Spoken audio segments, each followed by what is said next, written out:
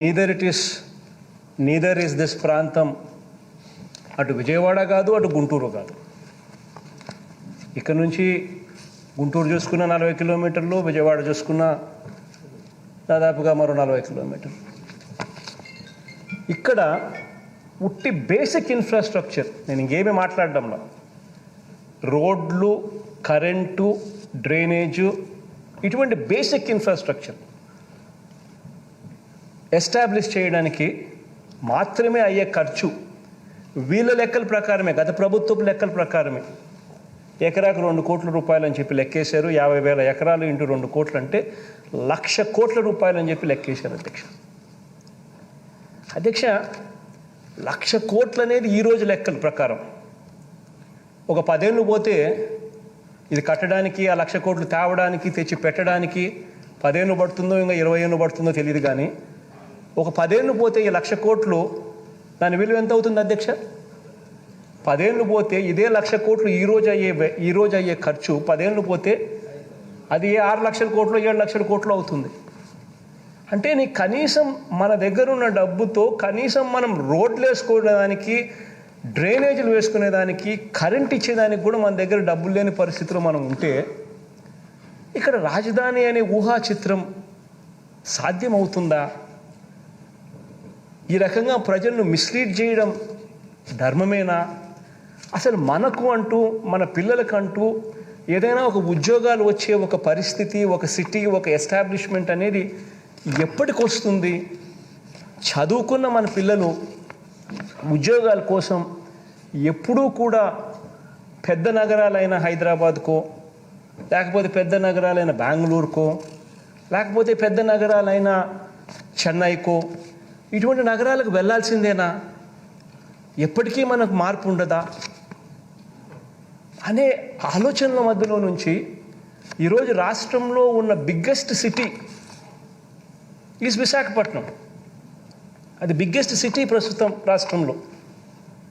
ఇటువంటి బిగ్గెస్ట్ సిటీలో already roads ఉన్నాయి, ఆల్రెడీ డ్రైనేజీలు ఉన్నాయి, ఆల్రెడీ కరెంట్ ఉంది, ఆల్రెడీ అన్ని రకాల ఇన్ఫ్రాస్ట్రక్చర్ ఫెసిలిటీస్ ఆల్రెడీ ఉన్నాయి.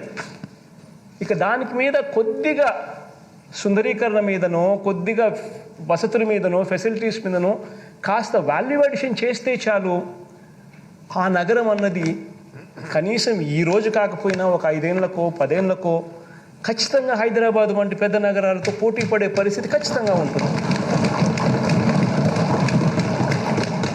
అధ్యక్ష, ఇది వాస్తవమైన పరిస్థితి అధ్యక్ష. ఇటువంటి వాస్తవాలను గుర్తెరిగే ఇక్కడ రాష్ట్రంలో 3 ప్రాంతాలు కూడా అభివృద్ధి చెందాలి, రాష్ట్రం పూర్తిగా అభివృద్ధిలో పరిగెత్తాలి అనే ఉద్దేశంతో, అన్న తాపత్రయంతోనే విశాఖపట్నంలో ఎగ్జిక్యూటివ్ క్యాపిటల్ పెట్టాలని, ఇక్కడ ఈ ప్రాంతంలో, ఎందుకనంటే ఇక్కడ ఆకాంక్షలు కూడా ఉన్నాయి కాబట్టి ఇక్కడ ఈ ప్రాంతంలో లెజిస్లేటివ్ క్యాపిటల్ ఇక్కడ పెట్టాలని, కర్నూలులో ఇంతకుముందు 1953 నుంచి 1956 దాకా కర్నూలు ఆంధ్ర రాష్ట్రానికి క్యాపిటల్, అటువంటి క్యాపిటల్ అక్కడి నుంచి షిఫ్ట్ చేశాం. వాళ్ళ ఆకాంక్షలు కూడా ఉన్నాయి అప్పటి నుంచి. వాళ్ళ ఆకాంక్షలను కూడా పరిగణలోకి తీసుకుని వాళ్ళకు మంచి చేయాలనే ఉద్దేశంతో అక్కడ హైకోర్టు పెట్టాలని, జ్యుడిషియల్ క్యాపిటల్ కర్నూలులో పెట్టాలని, 3 ప్రాంత ప్రజలకు కూడా అన్ని రకాలుగా డీసెంట్రలైజేషన్ ద్వారా మంచి జరిగించాలి అనే తాపత్రయంతో అడుగులు ముందుకు వేశాం అధ్యక్ష. అటువంటి పరిస్థితుల మధ్య ఈరోజు ఏమేం జరిగాయో మన కళ్ళ ముందునే చూస్తూ ఉన్నాం.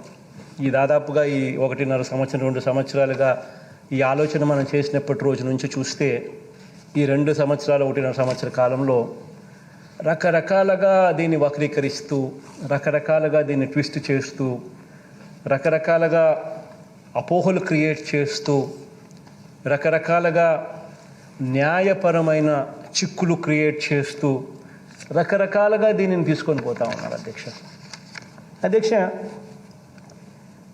ఇటువంటి నేపథ్యంలో అధ్యక్ష ఈ ప్రకటన నేను చేయాల్సి వస్తూ ఉంది అధ్యక్ష. రాజధానుల వికేంద్రీకరణ బిల్లు ఆమోదం పొందిన వెంటనే 3 ప్రాంతాలకు న్యాయం చేసేలా 3 రాజధానుల ప్రక్రియ ప్రారంభమై ఉంటే ఈరోజు దాని నుంచి మంచి ఫలితాలు ఈపాటికే అందుబాటులోకి వచ్చి ఉండేవి. నాటి శ్రీబాగ్ ఒడంబడిక స్ఫూర్తితో వెనుకబడ్డ ఉత్తరాంధ్ర సహా అన్ని ప్రాంతాలు కూడా సమాన అభివృద్ధి చెందాలన్న ఆకాంక్షతో వికేంద్రీకరణ బిల్లుని ప్రవేశపెట్టడం జరిగింది. గతంలో కేంద్రీకరణ ధోరణులు ఒకచోటే పూర్తిగా కేంద్రీకరణ అయిన పరిస్థితుల మధ్య కేంద్రీకరణ ధోరణులు ప్రజలు ఎంతగా వ్యతిరేకించారో 2019 సార్వత్రిక ఎన్నికల్లో ప్రజలు ఇచ్చిన తీర్పు ద్వారా ప్రస్ఫుటంగా వ్యక్తమైంది.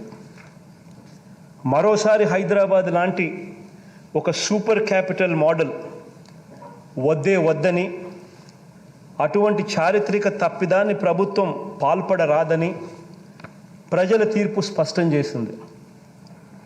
కాబట్టే వికేంద్రీకరణ సరైన విధానం అన్నది బలంగా నమ్మి అడుగులు ముందుకు వేశాం. అధ్యక్ష, అన్ని ప్రాంతాలు, అన్ని కులాలు, అన్ని మతాలు, వీరందరి ఆశలు, ఆకాంక్షలు ప్రభుత్వం పరిగణనలోకి తీసుకుంది కాబట్టే, వాటిని ఆవిష్కరించింది కాబట్టే మన ప్రభుత్వాన్ని గడిచిన ఈ 2.5 సంవత్సర కాలంలో జరిగిన ఏ ఎన్నికలను తీసుకున్నా కూడా ప్రజలు మనసారా దీవిస్తూ వచ్చారు ఈ ప్రభుత్వాన్ని.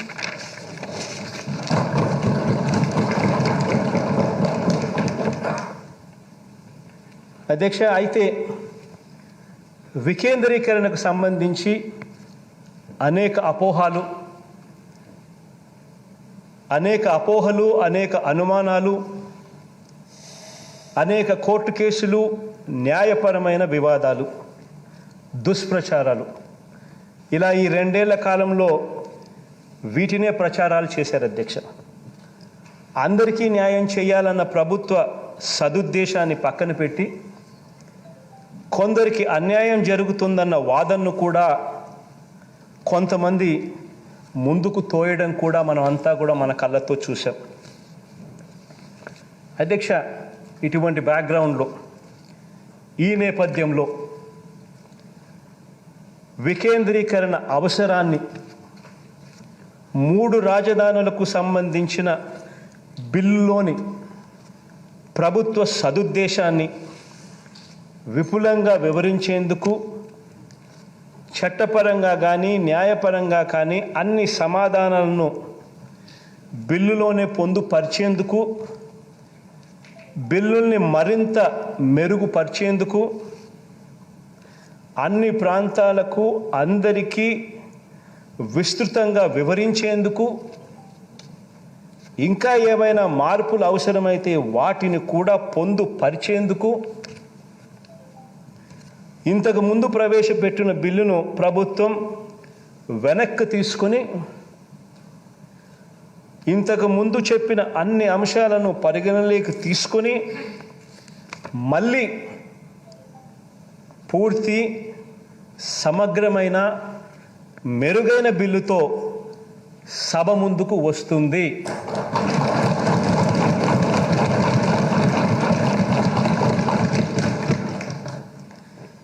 విస్తృత, విశాల ప్రజా ప్రయోజనాలను కాపాడేందుకే ఈ నిర్ణయం తీసుకుంటా ఉన్నాం అధ్యక్ష. థ్యాంక్ యూ అధ్యక్ష.